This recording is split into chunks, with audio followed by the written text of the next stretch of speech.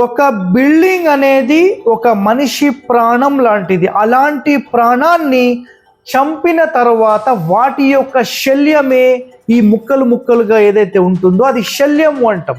అలాంటి శల్యాలను తీసుకొచ్చి మీ ఇంటి లోపల పెట్టొద్దు. ఒక స్థలంలో ఇల్లు కట్టుకోవాలని డిసైడ్ అయినప్పుడు అందులోపల ఎలాంటి పాత స్ట్రక్చర్ ఉండొద్దు, పాత శల్యము అని మాట్లాడతామని. మనము సెప్టిక్ ట్యాంక్ ఎంతవరకు తీసుకోవచ్చు అంటే గనక 100% 5 ఫీట్లకు మించి పోవద్దు.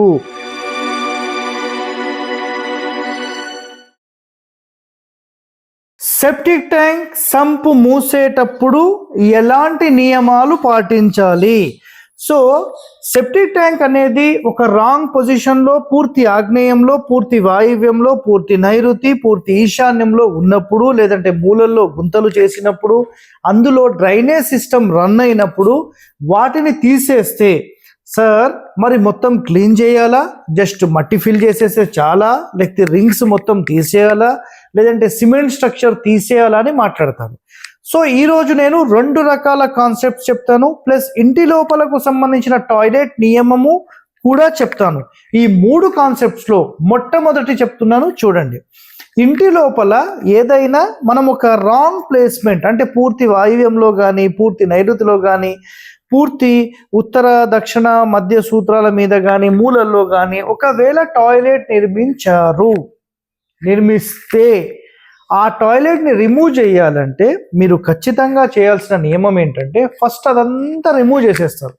రిమూవ్ చేసిన తర్వాత ఈ టాయిలెట్ వాటర్ అసలు నిజంగా కింద పడిందా లేదా ఫస్ట్ క్యాలిక్యులేషన్. ఒకవేళ పడితే ఎంత డెప్త్ వరకు వెళ్ళింది, ఒకవేళ సార్ చాలా వరకు తడిచిపోయింది అంటే కనీసం 6 నుంచి 7 ఫీట్ల వరకు మట్టి మొత్తం తీసేసి పసుపు నీళ్లు, గోమూత్రం నీళ్లు, గంగాజలం నీళ్లు, నెక్స్ట్ ఆవుకు సంబంధించిన పేడ రసం ఇవన్నీ కలిపి వాటిని శుద్ధి చేసి 3-4 రోజులు క్లీన్ చేసి మొత్తం కడిగిన తర్వాత మళ్ళీ ఫ్రెష్ పొలం మట్టి మాత్రమే తీసుకొచ్చి వేయాలి.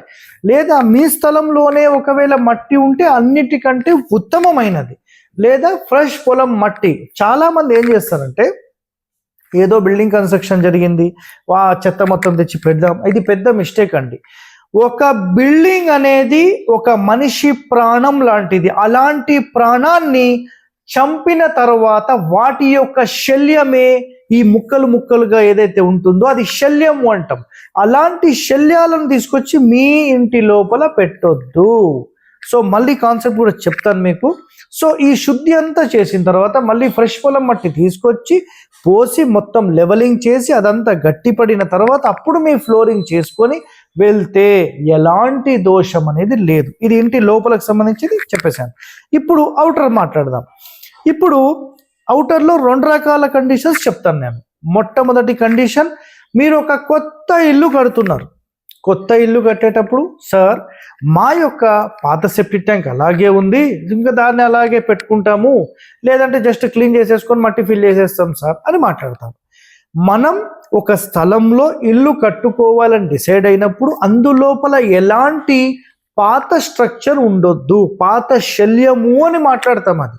సో ఎలాంటి స్ట్రక్చర్ ఉండొద్దు, సెప్టిక్ ట్యాంకు, వాటర్ ట్యాంకు, అసలు వాటర్ ట్యాంక్స్ లాంటివి ఎలాంటివి పెట్టొద్దు. సో మట్టి ఫిల్ చేయడం కాదు, ఆ స్ట్రక్చర్ మొత్తం రింగ్స్ వేస్తే రింగ్స్, సిమెంట్ అయితే సిమెంట్, ఎవ్రీథింగ్ క్లీన్ చేసి ఫ్రెష్ పొలం మట్టి తీసుకొచ్చి అందులో ఫిల్ చేసి 6 నెలలు కనీసం దాన్ని వదిలేసేయాలి. ఈ 6 నెలల్లో చేయాల్సిన ప్రాసెస్ అంతా తెలుసా మీకు? దున్నడము, అక్కడ ఆవు పేడ, గోమూత్రం వేయడం కానీ, లేదంటే ఆవులను కట్టడం కానీ చేయాలి. ఇది ఒకటోది.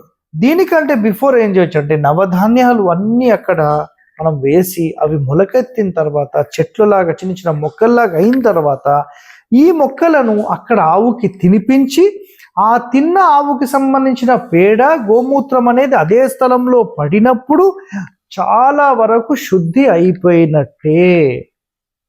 అర్థమైందా? సో చాలా డెప్త్ సమాచారం. సో ఇదంతా చేస్తే భూమి అనేది, అలాంటి భూమి లోపల దేవాలయం కూడా మనం కట్టొచ్చు. అంత సూపర్ అండి. అర్థమైందా? ఇది రెండో కాన్సెప్ట్. ఇప్పుడు మూడో కాన్సెప్ట్ చెప్తాను. సార్ ఆల్రెడీ మేము ఇల్లు కట్టేసాము, రాంగ్ ప్లేస్లో మా సెప్టిక్ ట్యాంక్ ఉంది, సో పూర్తి మూల కట్టేసాము సార్, జస్ట్ మట్టి ఫిల్ చేయొచ్చా?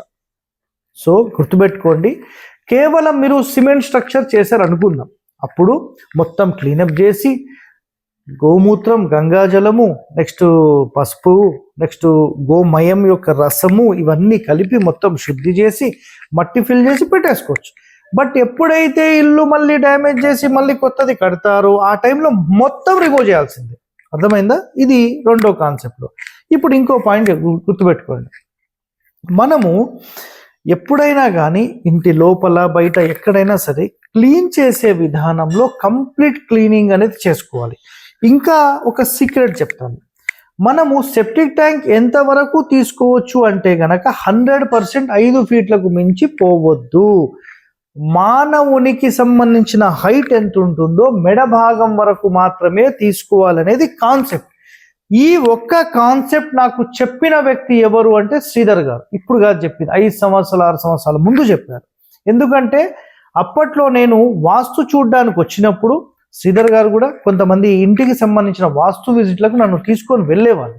సో నేను కూడా దాని మీద రీసెర్చ్ చేస్తున్నా సార్, ఇదొక ఇంపార్టెంట్ పాయింట్, మీరు పాటిస్తారంటే పాటించండి అన్నారు. అట్లా కొన్ని ఒక 4-5 పాయింట్స్ నాకు చెప్పడం జరిగింది. అందులో ఈ పాయింట్ చాలా ఇంపార్టెంట్. ఏ క్షణమైతే అది నాకు చెప్పారు, ఎస్ అది వ్యాలిడ్ నాకు అనిపించింది, 100% నేను దాన్ని ఫాలో అవుతున్నాను, 10 మందికి మేలు అనేది చేస్తున్నాను. సో ఈ సెప్టిక్ ట్యాంక్కి సంబంధించిన కండిషన్స్ అన్నీ ఏవైతే ఉంటాయో చాలా ఇంపార్టెంట్ అండి. మీరు క్లీన్ అయితే మొత్తం చేసుకుంటే చాలా ఉత్తమము. సరైన స్థానం గురించి ఖచ్చితంగా మీరు మా వీడియోలు చూడండి. ఇలాంటి ఎన్నో రహస్యాలు మీకు మన ఛానల్లో అందుబాటులో మనం పెడుతూనే ఉంటాం. So stay tune to our channel. Thank you అండి.